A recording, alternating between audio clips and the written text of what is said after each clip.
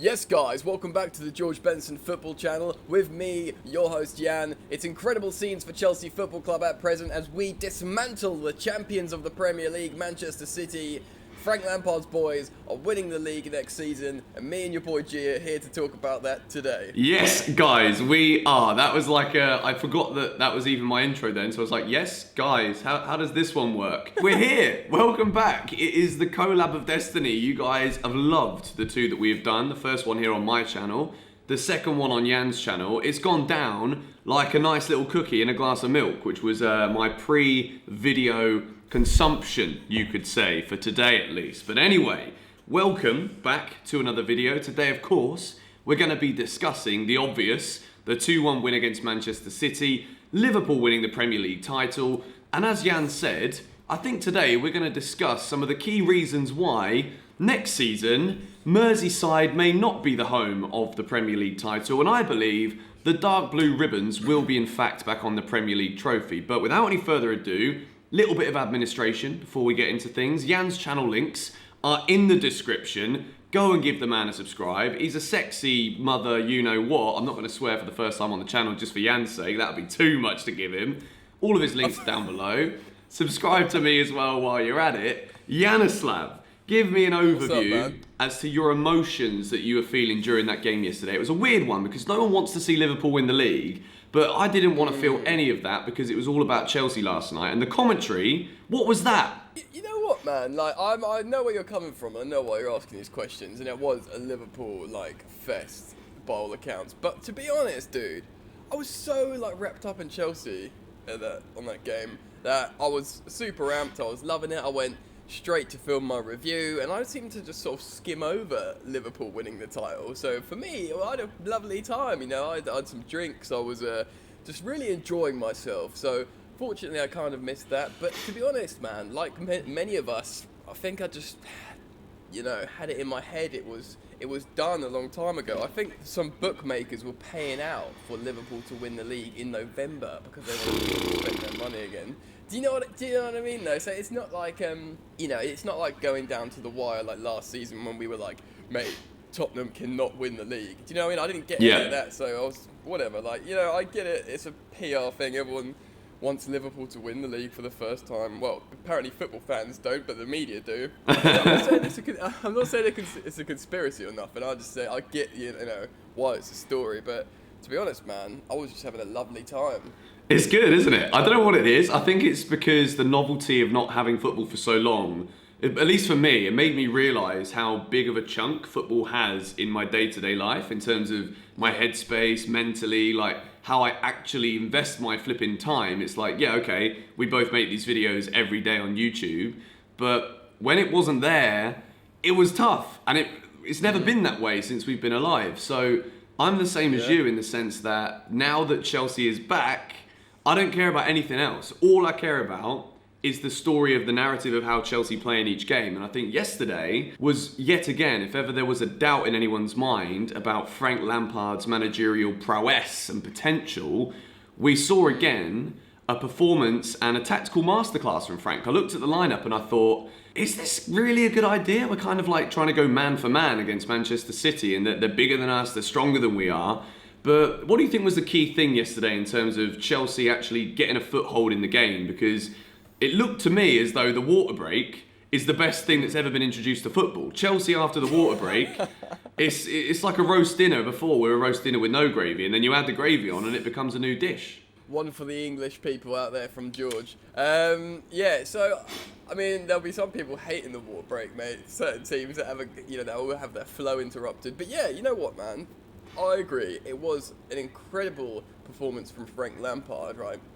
He's been exemplary in so many ways. The way he's dealt with this, and I think what he's done is, we all know he's a smart dude, but I think he's probably sat down, looked at the pandemic, looked at the lockdown, looked at the resumption of football and said, what's the most important thing here? Right, it's fitness, it's chasing ball, and provided they're acting like professional footballers, at the moment it's going to be fitness. And I think that's what he's done. He brought in Ross Barkley into the midfield. That's not going to make everyone think, oh, wicked, we're going to batter Man City now.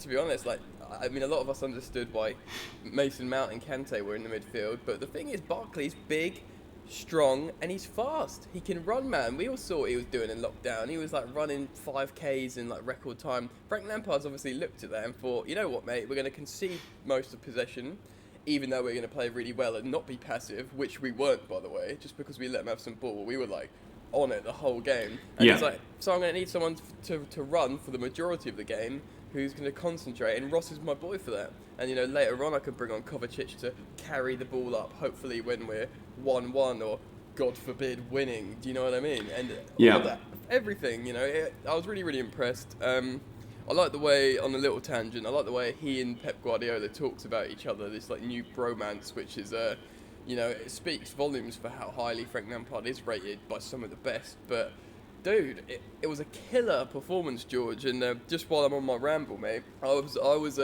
super annoyed about how everyone said Chelsea dominated Villa, and we only had like one goal XG, or one expected goal.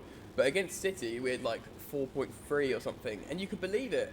Yeah. Even though we conceded the majority of possession, we were carving out great chances, loads of great chances, and we reduced Manchester City to less than 1 XG, and it took a KDB wonder goal to convert. Granted, you know, Sterling hit the post, and that was a bit unfortunate for him, but still, the XG was low, and I know all your viewers might not be into this nerdy stuff, but basically, it quantifies Chelsea played really well, offensively and defensively. So it's just the numbers way of saying, yes, it was an excellent performance from Chelsea. Yeah, no, I agree. I think in terms of the shape yesterday, sometimes when I see Alonso line up at left back, or if Ross Barkley's in the midfield, the players that I feel are making the difference right now for Chelsea, of course, you've got your obvious ones, like Kante's come back, he's fully fit again, which means, lo and behold, shock horror, he's back to being one of the best midfielders in the world again. Pulisic has come back, and he's absolutely on fire. The man was brilliant again yesterday. But I think the reason why I'm not necessarily surprised, but I think the best thing for Chelsea right now is the players that we don't necessarily expect to maybe be in the first team next season, or the players who we sometimes feel a bit worried about in terms of letting the side down in the big games. Your Alonso's maybe. People might have questioned Azpilicueta, but he's arguably in the last 2 games playing better than we've seen him play for maybe a year or two. And your Rosses, who's given the nod over arguably our best player of the season, Mateo Kovacic. It's like, what we're seeing from Lampard's Chelsea now is not this attitude of, oh, look at this, we're going out and we're trying to buy everyone on the flipping transfer market. All of these players who are contracted to Chelsea are fighting for their positions, and everyone is delivering right now. Yeah, really well said, mate. And the way he talks about, you know, when a player does well and comes in, he makes sure to talk about another player as well who's done something that he's pleased. You and your bloody milk, mate. Always good. A little bit of cookie in there, still delightful. Yeah, but yeah, so he always makes sure to talk about, oh yeah, you know, Ruben's done this or someone's done this, but also Ross has done this because he's seen something that's going to be really important to him, if not in that game, in the future.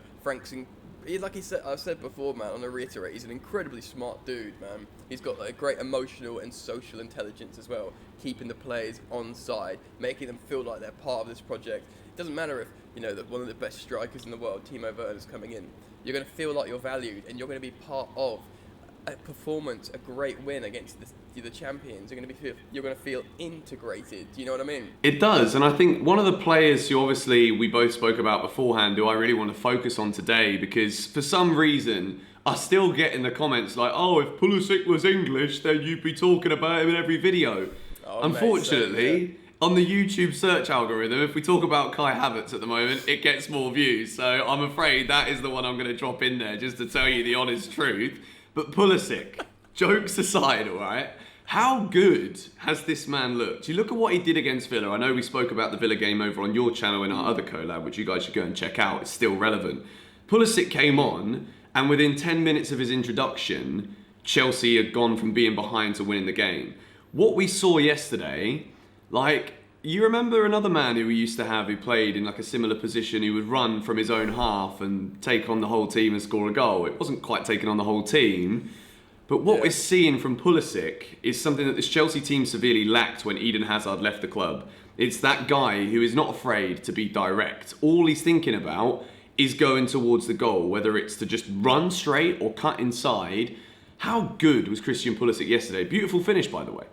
Oh my god, what a finish. Like, everyone's like, oh, it's the City mistake, but mate, not only was it, yes, he capitalised off a mistake, but not only was it an immaculate finish, he was sniffing it out, man. Do you know what I mean? If you watched it before, he's the only Chelsea player up high. Sure, that might be an instruction, but still, he was there. Do you know what I mean? He was there. He ran the ball up. He sat Mendy down a little bit or turned him away, and then like you say, you put him in the corner. Absolutely beautiful.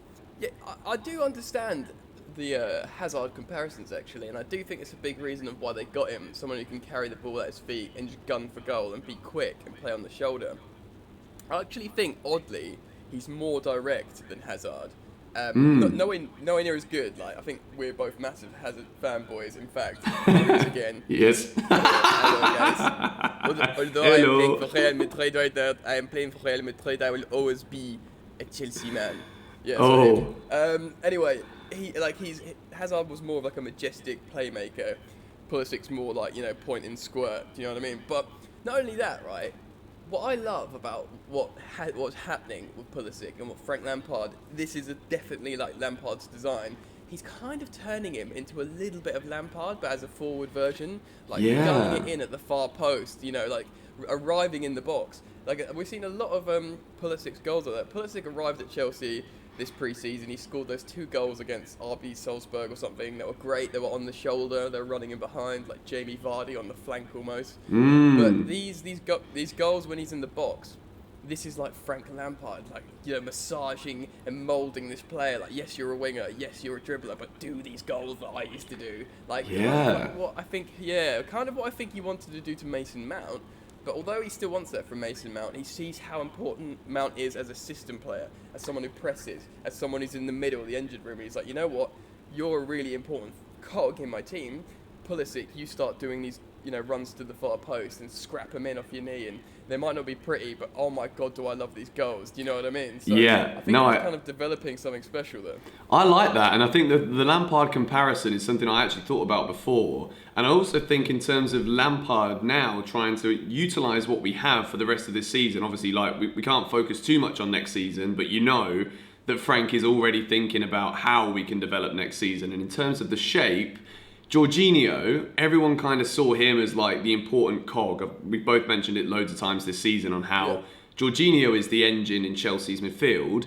We didn't see him start again yesterday. Obviously, he didn't start against Villa because of suspension. But what I really loved yesterday about Mason Mount is that he was playing a little bit deeper in the pitch and his defensive work rate was brilliant. And I think in terms of Lampard seeing that and experimenting with that now, to be able to do that at this stage, to realise that, okay, let's just say hypothetically we do sign Havertz or an alternative or a Benrahma.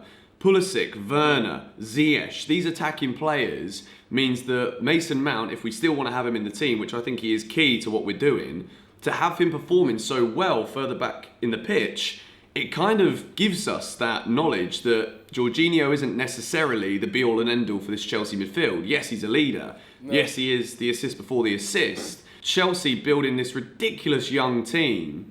We're seeing utility players like Mason Mount who can do so many different things, covering roles that even 2 games ago I wasn't sure he was able to do. So I think despite the 6 points, which is obviously the most important thing, what we've noticed from these Frank Lampard teams in both of these games against Villa, where Chelsea have had 2 very, very starkly different styles of how the game has gone, Chelsea can do a bit of everything, which I think at the moment is the most promising thing moving forward from me because, Lampard's had, a year and 2/3 of managerial experience. The fact that it's already this well intertwined, I think we're not stupid to sit here and say that next season we're going to be challenging for the league. Yeah.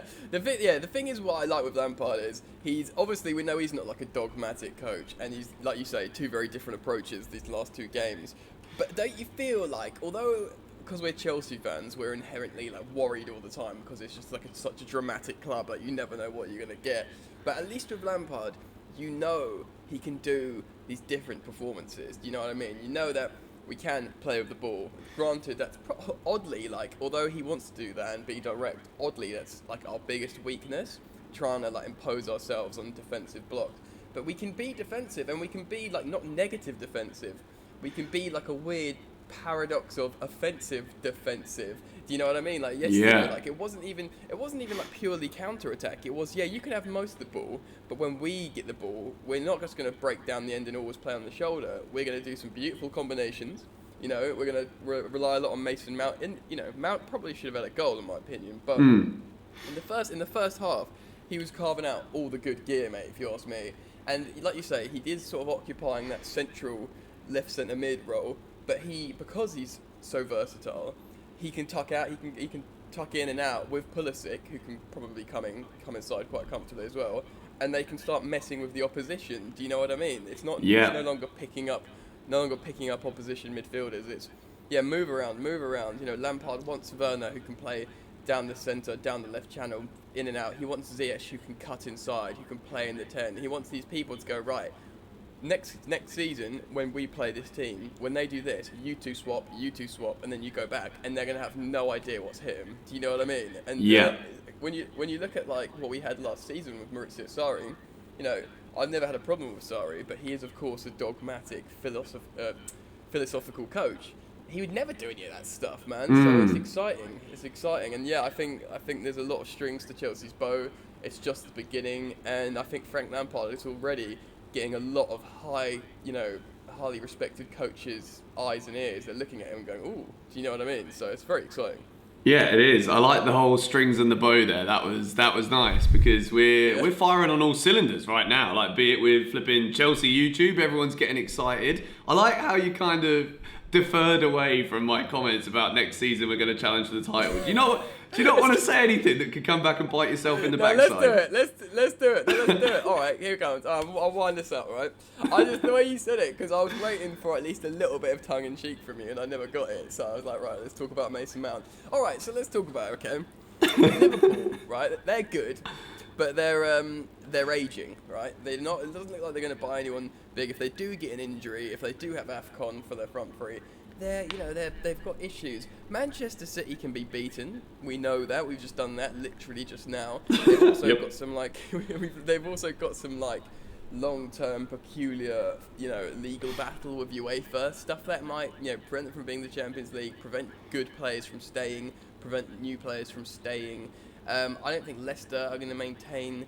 I think they'll be good. They'll be a top 6 side, but I think they'll drop off because they rely on a small squad. They rely on Jamie Vardy's goals, and he's about 42 now. So there's a lot of stuff to take into account. Tottenham and Arsenal aren't a threat.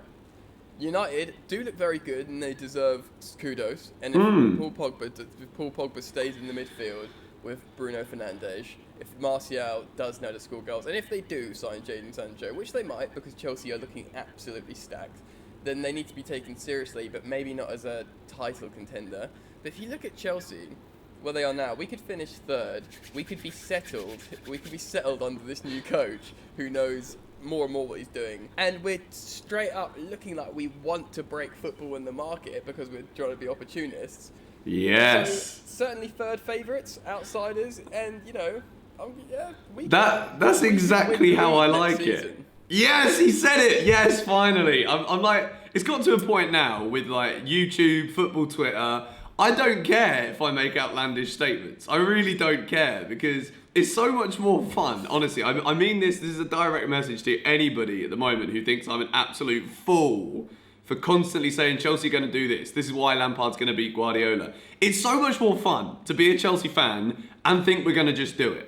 Even if we lose, it's like, okay, but we'll do it next time. And I think now, even though I've been like blindingly optimistic for quite a while, and some people do think I'm a little bit daft, I am probably a little bit daft, I'm a bit crazy, but I think now everybody in the footballing world can see that it's not just this poetic, beautiful narrative of, oh, look at the young players. Isn't it nice how Chelsea's best ever player is now their coach? Oh, isn't that cute? Now, we're turning Q into, gritted teeth, sunglasses across the eyes. We're a pack of wolves now. We're after Liverpool. And I think next season... Yeah, it's going to get nasty. The Blues are coming. We're steaming in. But anyway, Jan, I know that this probably could have gone on for about 5 hours, but I'm sweating like a flipping roast dinner over here. And I know that you are enjoying the sun in England as well. Yeah, it's hot, man. I tell you what, it's like... Maybe it's because I'm in my 30s now, but I'm kind of like... it might be too hot. Yeah, I'm at the age and I was like, yeah, 30 degrees, just over 30 is perfect, mate. And now it's like, oh, I don't know, it's a little bit too hot. So maybe that's a sign of old age, mate. But point being, it's still okay, and I'm enjoying the sunshine, just like you are, mate. Living the dream. And speaking of living the dream, you guys have said that this is the Dream Team collab. So if you do want to see more of it, you know what to do. We hit 10,000 likes in 7 hours on the 6 things that we learned. So I'm going to throw it out there and say that we can hit 10,000 likes again on this little collaboration with Mr. Yanislav Ivanovic from Football Therapy. As I said at the start of the vid, his links are in the description. If you're not yet subscribed, then you're seriously missing out on a double dose of Chelsea every day, because if I give you 1 dose, it's all right to overdose on this kind of thing. It's Chelsea. We're getting excited. Jan, any last words before I turn off this camera? You know what? Look after yourselves. Enjoy the sunshine. Chelsea are coming for everybody. It's just incredible. So enjoy it. Grasp it with 2 hands. And of course, subscribe to my YouTube channel. Yeah, Boomtown Rats. We'll see you guys later. Have a good weekend. Bye-bye. Peace.